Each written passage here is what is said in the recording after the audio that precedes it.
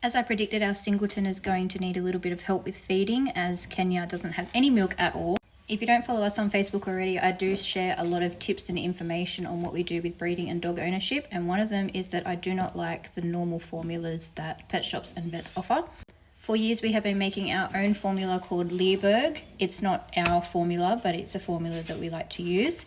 It has goat's milk, Greek yogurt, glucose syrup or caro syrup, and an egg yolk.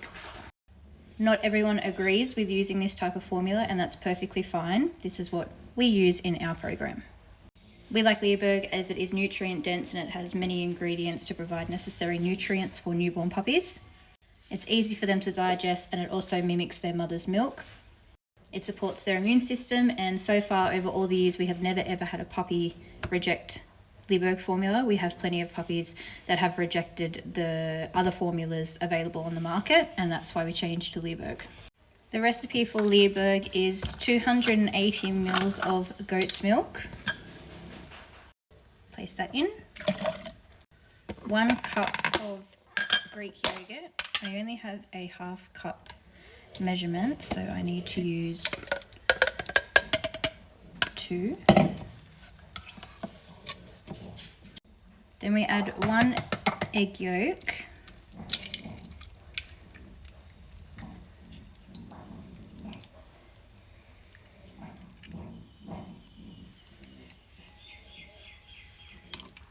And then I will save the egg whites and I will scramble them up for Kenya. And the eggshell. And then we have a teaspoon of caro syrup, which is hang on. As I was saying, it can be a real pain in the bum to use. So I have this cup with a tiny bit of boiling water in it to melt the caro syrup, glucose syrup. And then I just pour it into the mixture.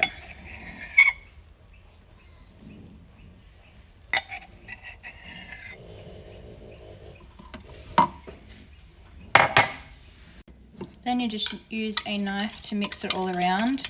I don't use a electric beater or anything like that because you don't want to make it too frothy.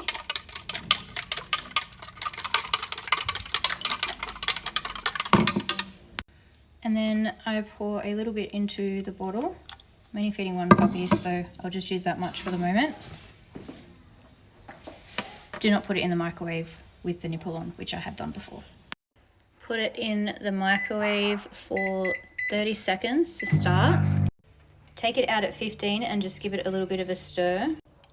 You don't want to cook the egg or, is it curdle the milk? Whatever it is. And then for those of you that have had babies, human babies, you just do this on your wrist. Make sure it doesn't burn your wrist. And there you go. Just a note, some people do use thermometers to see what temperature the formula is up to. I've just been doing this for that long that I'm just used to what my wrist says. This is our newest little baby. We had just the one. So I'm going to give her a bottle feed and get her tummy filled up for now.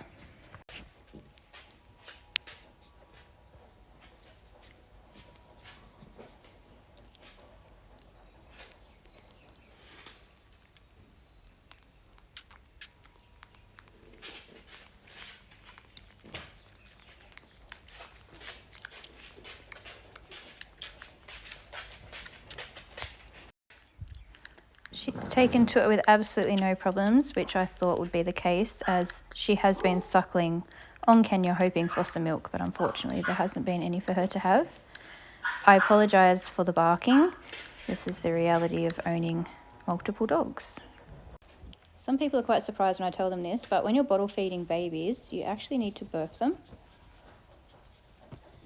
So when a mother feeds her babies, she licks them and they roll around, and that releases their gases and wind in their bellies naturally. Where because I'm bottle feeding, she doesn't have her mum moving her around. I'm not sure if we'll get a burp you can hear out of her.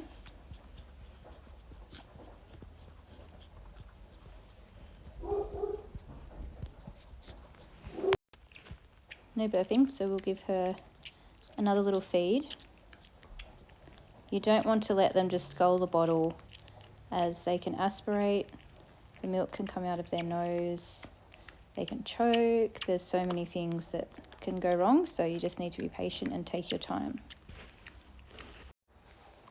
Little baby has a very full belly now, so I will put her in the incubator and she will stay in there for the next 2 hours, and then I will feed her again.